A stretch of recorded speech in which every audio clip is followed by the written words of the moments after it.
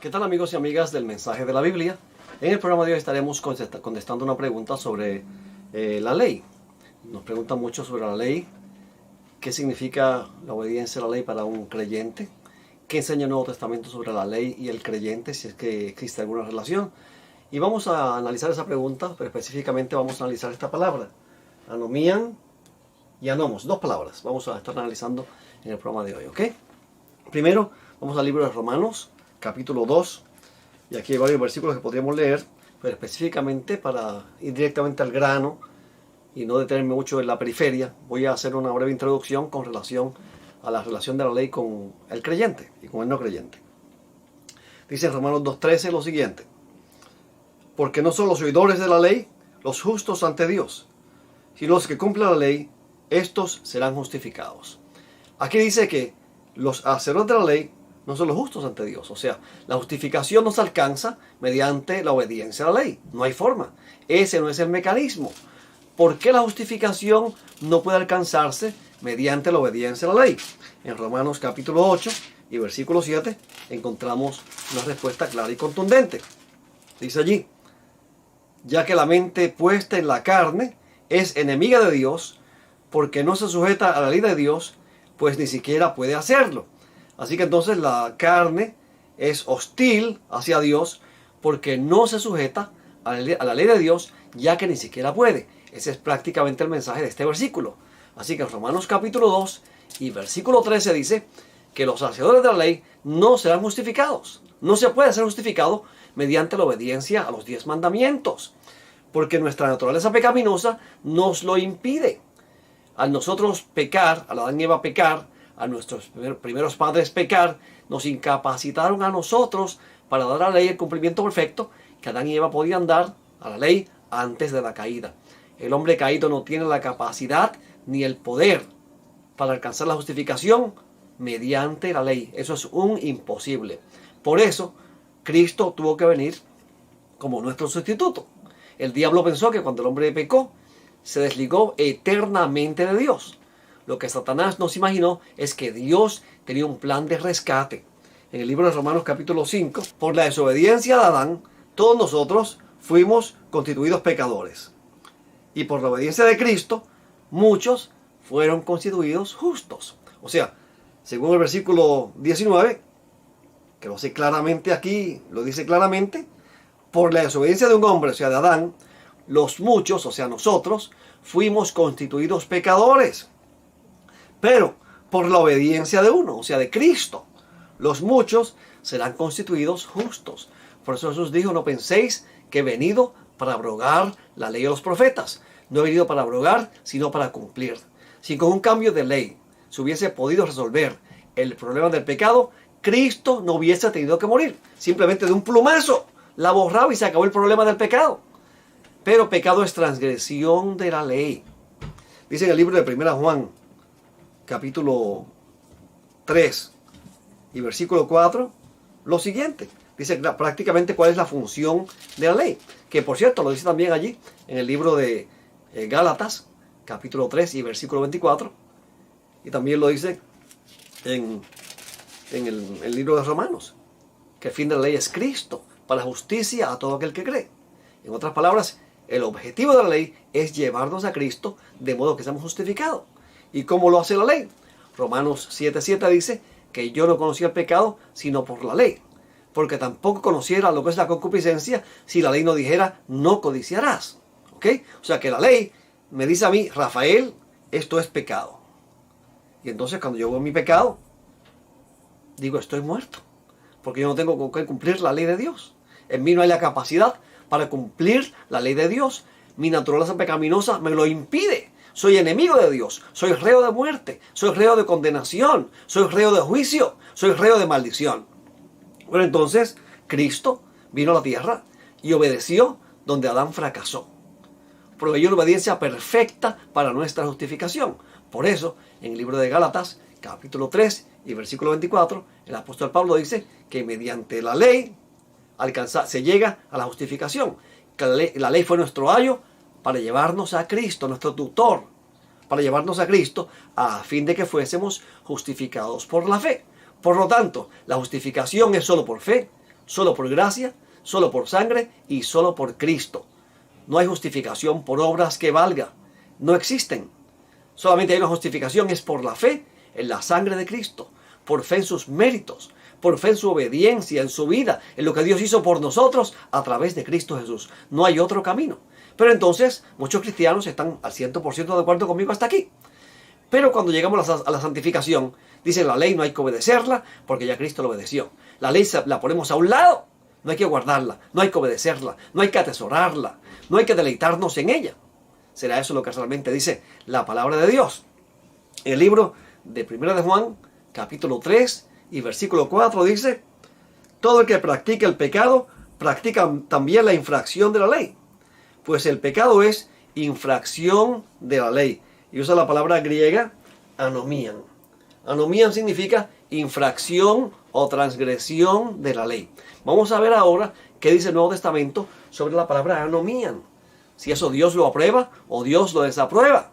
Dice en 1 Juan capítulo 3 y versículo 4 que pecado es anomían.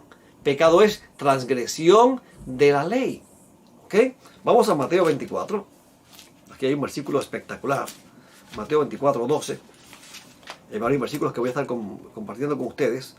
Y les dije hace un rato atrás, hace unos programas atrás, que mientras usted vea estos programas del mensaje de la Biblia, va a ir aprendiendo vocabulario griego, hebreo y arameo.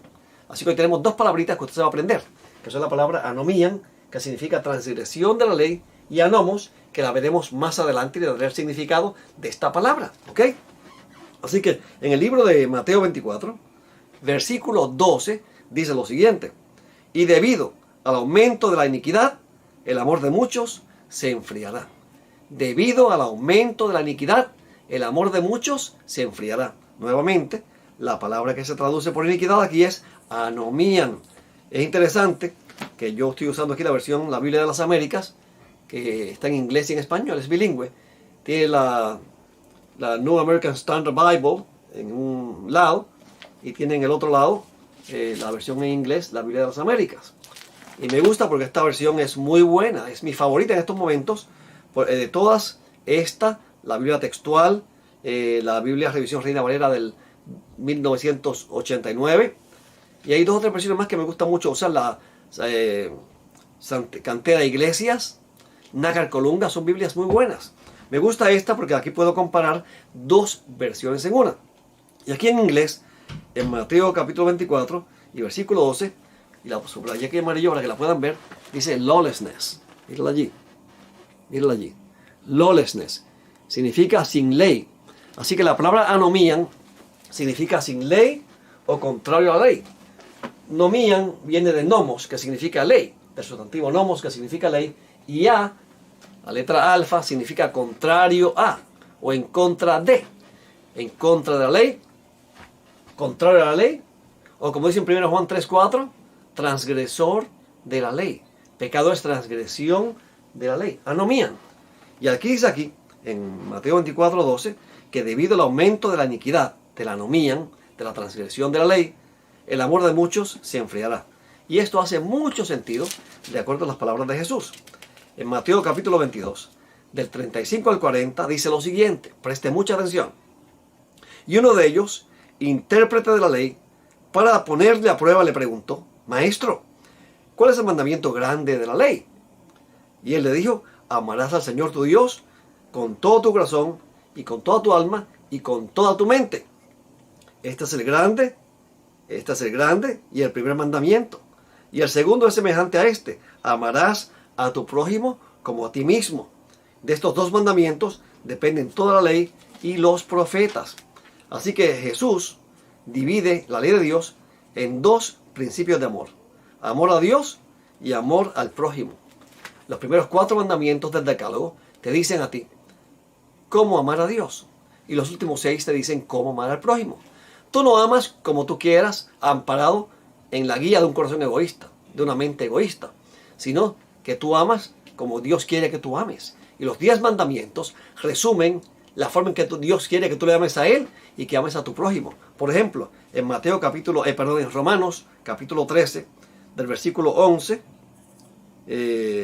vamos a ver aquí, no, perdón, estaba leyendo mal. Romanos capítulo 13, versículos 8 y 9 y 10. No debáis a nadie nada, sino el amaros unos a otros, porque el que ama al prójimo ha cumplido la ley. Escucha bien. Porque esto: no cometerás adulterio, no matarás, no hurtarás, no codiciarás. Y cualquier otro mandamiento de estas palabras se resume: amarás a tu prójimo como a ti mismo. El amor no hace mal al prójimo. Por tanto, el amor es el cumplimiento de la ley. Así que los 10 mandamientos son 2 principios de amor: amor a Dios y amor al prójimo.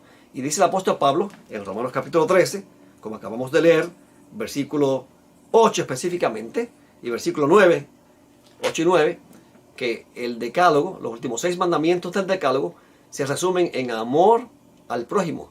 Ama a tu prójimo como a ti mismo.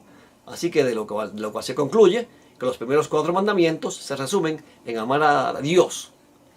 Amar a Dios. Y la segunda parte de la ley, amar al prójimo. Interesante. Vamos ahora a otro versículo más. Segunda a Tesalonicenses. Vamos a ver ahora la segunda palabra que aparece aquí, que es anomos. Vamos a ver esa segunda palabra, qué significa. Segunda a Tesalonicenses, capítulo 2 y versículo 8. Está hablando de los eventos finales antes de que Cristo venga por segunda vez. Aquí está hablando del hombre de pecado, del hijo de perdición, según segunda a Tesalonicenses, capítulo 2 y versículo 3. Habla del misterio de la iniquidad, el misterio de la anomía, el misterio de la transgresión de la ley. Allí en el libro de segunda a Tesalonicenses, capítulo 2 y versículo 7, habla del misterio de la iniquidad. Es interesante que en el libro de Daniel, capítulo 7 y versículo 25, cuando habla del cuerno pequeño, del anticristo, dice que pensará en mudar los tiempos y la ley. Ese cuerno pequeño que sale de esa bestia, de esa cuarta bestia en Daniel 7, que es Roma. Ese poder político religioso pensaría mudar los tiempos y la ley. Y aquí el apóstol Pablo, en segunda a Tesalonicenses, está hablando de un poder contrario a la ley. Está hablando del mismo poder que Daniel capítulo 7. Y entonces, en el versículo 8, dice lo siguiente: y entonces será revelado este inicuo, a quien el Señor matará con el espíritu de su boca y destruirá con el resplandor de su venida. Así que entonces, este versículo hace bien claro aquí también que ese inicuo será revelado cuando Cristo venga, y que ese inicuo será destruido con el resplandor de la venida de Cristo.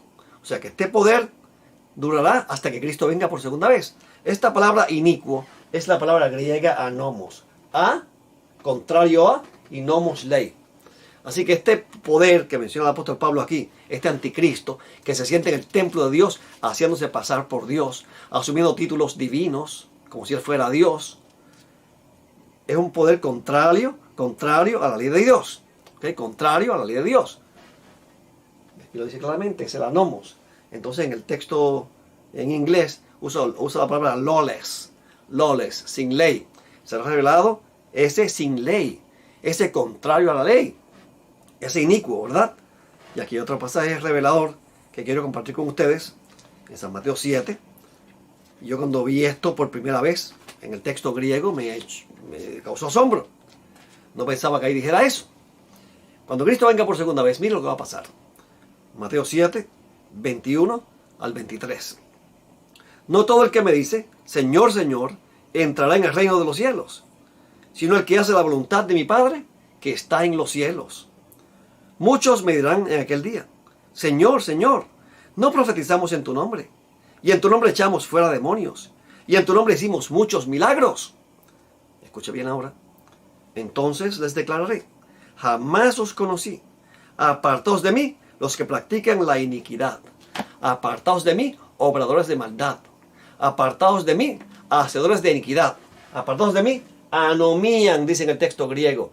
Apartaos de mí, transgresores de la ley. Mire qué interesante. Señor, hicimos milagros en tu nombre. Profetizamos en tu nombre. Echamos fuera demonios en tu nombre. Pero ¿sabe una cosa? Eran contrarios a la ley. Eran enemigos de la ley de Dios. Y por ende enemigos de Dios. Y cuando Cristo venga por segunda vez, a los tales les dirá, apartaos de mí, no os conozco. Por eso en 1 Juan capítulo 2 y versículo 4 dice que el que dice que le conoce y no guarda sus mandamientos, es un mentiroso y la verdad no está en él. En Hebreos capítulo 1, hay un versículo que quiero compartir con ustedes y estamos prácticamente terminando. Hebreos capítulo 1, me parece que es el versículo 9, vamos allá rapidito, de buscarlo por aquí, para compartirlo con ustedes. Hablando el Padre del Hijo, hablando el Padre sobre Jesús, dice lo siguiente, Hebreos 1:9. Has amado la justicia y aborrecido la iniquidad, por lo cual Dios, tu Dios, te ha ungido con óleo de alegría, más que a todos tus compañeros. Así que dice aquí, has amado la justicia y has aborrecido la iniquidad. Has aborrecido la anomía, la transgresión de la ley. Y es que a mí me asombra tanto ver tantos creyentes que dicen, no hay que guardar los 10 mandamientos, ya Cristo los cumplió por mí, ya yo no tengo responsabilidad hacia los 10 mandamientos. Eso no es lo que dice el Nuevo Testamento. No guardamos los 10 mandamientos para ser justificados, porque la justificación es por la fe en lo que hizo Cristo, en la obra perfecta de Cristo, en la vida perfecta de Cristo, en su muerte, en su resurrección, en su glorificación, en todo lo que Él ha hecho por nosotros y seguirá haciendo por nosotros. Pero, dice en el libro de Romanos, capítulo 6 y versículo 22, que una vez que hemos sido libertados del pecado, tenemos como fruto la santificación y como fin la vida eterna. La santificación es un fruto de la justificación. Y la santificación, esto no es una obra así de nosotros. Dice en 1 Tesalonicenses 2:13, 2 Tesalonicenses 2:13, que la santificación es por el Espíritu y la fe en la verdad. Y déjenme buscar esa cita porque no me gusta dar citas a lo loco, que después me equivoque aquí. Y le doy una cita que no es como han pasado en algunas ocasiones y tengo que hacer allí fe de rata inmediatamente.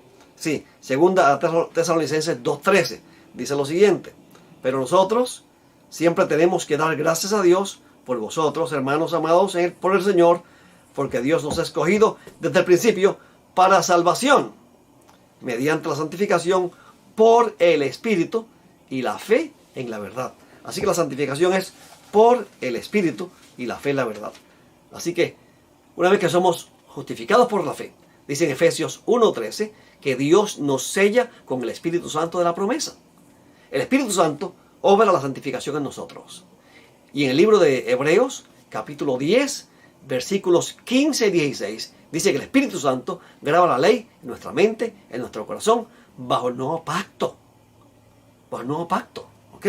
O sea, nosotros no nos convertimos en enemigos de Dios. Dice en Romanos 3:31, luego por la fe deshacemos la ley en ninguna manera. Antes establecemos la ley, pero no como un camino de salvación, no como medio para alcanzar la justificación, porque por las obras de la ley nadie será justificado. Somos justificados por la obediencia de Cristo. Fuimos justificados por su obediencia, no por la nuestra. Y esa obediencia se adquiere por la fe en Él y en sus méritos. Ahora, en la santificación, dice en Romanos 7:22, la nueva criatura se deleita en la ley de Dios. En Romanos 7:22, el apóstol Pablo dice, porque según el hombre interior me deleito en la ley de Dios. Los creyentes en Cristo, los que han sido justificados por la fe, no pisotean la fe. Se deleitan en ella, pero no como un camino de salvación, porque el camino es Cristo, sino por obediencia, sino por amor. Porque la ley me dice a mí cómo amar a Dios y cómo amar a mi prójimo. Bueno, mis amigos, el tiempo se nos acabó. No tenemos tiempo para más. Simplemente te digo una cosa. Hay que obedecer a Dios antes que a los hombres. Hay que estudiar la palabra de Dios y ver qué es lo que Dios requiere de nosotros para ser justificados y qué Dios requiere de nosotros en la santificación.